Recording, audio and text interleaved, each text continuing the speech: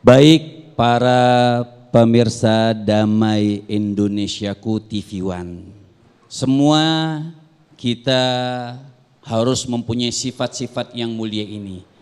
Tentunya kalau dilihat siro, ada sedikit cerita di zamannya baginda Nabi besar Muhammad Sallallahu Alaihi Wasallam. Ceritanya Nabi dengan Sayyidina Uthman ibn Affan. Sayyidina Uthman ibn Affan ini pernah menikah dengan anaknya Nabi itu 2 kali.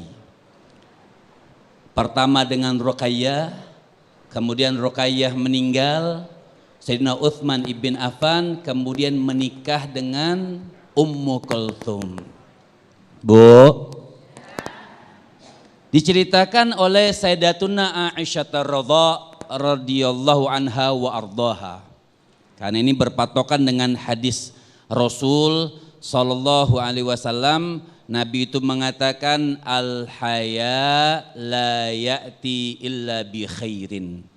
Kata Nabi, orang punya sifat malu itu enggak akan kemana-mana kecuali pasti mendatangkan kebaikan. Orang kalau punya sifat malu itu pasti mendatangkan kebaikan.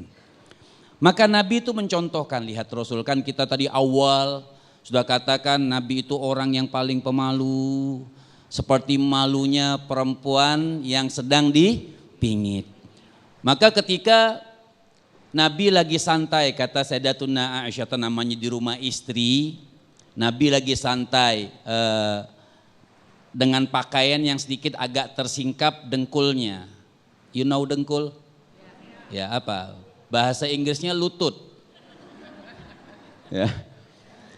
Jadi Nabi lagi namanya di rumah istri kan gak ada orang, sama istri kan ya semua asik gitu. Lagi santai, tiba-tiba terketuklah pintu, dilihat ternyata Dzunurain, orang yang punya 2 cahaya. Artinya cahaya itu pertama Sayyidatuna Ruqayyah dan Sayyidatuna Ummu Kulthum. Ternyata yang mengetuk pintu itu adalah Sayyidina Uthman ibn Affan. Ngetuk pintu, ditahan dulu sebentar, kami akan kasih tahu dulu, beri kabar kepada baginda Nabi besar Muhammad sallallahu alaihi wasallam. Nabi dikasih tahu bahwa ada Sayyidina Uthman ibn Affan. Nabi lagi tiduran, kan rumah Nabi nggak besar. Kalau kita tuh Masya Allah rumah ibu-ibu kan besar, bawa kopi dari dapur ke depan kopinya udah dingin. Ya, jauh rumahnya Masya Allah besar.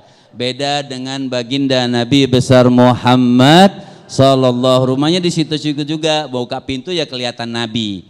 Jadi Nabi itu ketika tersingkap, tunggu dulu kata Rasulullah, aku malu, ditutup dulu, lihat. Kalau kita enggak, udah kesingkap tamu datang, tambah disingkap lagi. Kenapa enggak punya malu? Lihat, Nabi itu mencontohkan, Nabi itu bukan hanya memberikan teori, tapi itu Nabi mencontohkan, itulah akhlak daripada baginda Nabi besar Muhammad Sallallahu Alaihi Wasallam. Kita sudah tahu wa ma huwa masyhur wa ma'ruf, bahwasanya Sayyidatuna Aisyah radhiyallahu itu pernah ditanya, bagaimana wahai Aisyah akhlaknya Nabi itu seperti apa? Fabakat. Nabi sudah meninggal. Pada saat itu Sayyidatuna Aisyah ditanya, bagaimana akhlaknya Rasulullah? Dia teringat suami yang tercinta Nabi SAW. Fabakat. Maka beliau menangis mengingat daripada Rasul SAW. Maka beliau menjawab, kalau kalian pengen tahu akhlaknya Rasulullah, khuluquhul Quran. Kalau kalian pengen tahu akhlaknya Nabi itu, akhlaknya adalah akhlak Al-Quran. Bagaimana akhlak Al-Quran itu? Tidaklah perintah di dalam Al-Quran kecuali Nabi duluan yang mengerjakan perintah tersebut.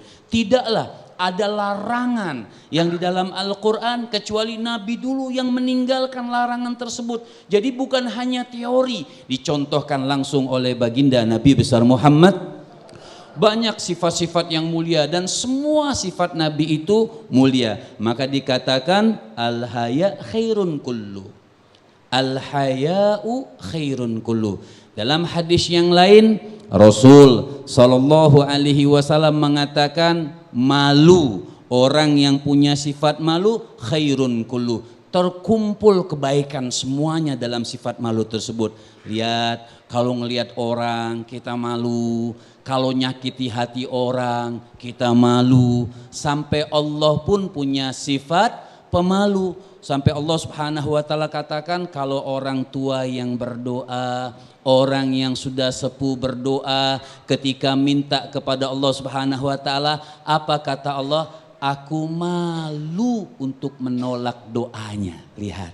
Itu Allah Subhanahu wa taala. Jadi makanya ibu-ibu nih yang udah tua. Hah? Oh ya, ini muda semua ya, Masya Allah. Yang udah tua ya doain kita-kita nih. Mudah-mudahan kita-kita nih Allah luruskan kita punya langkah. Doakan keluarganya. Kenapa? Allah pun punya sifat malu. Malu mengadab hamba-hambanya.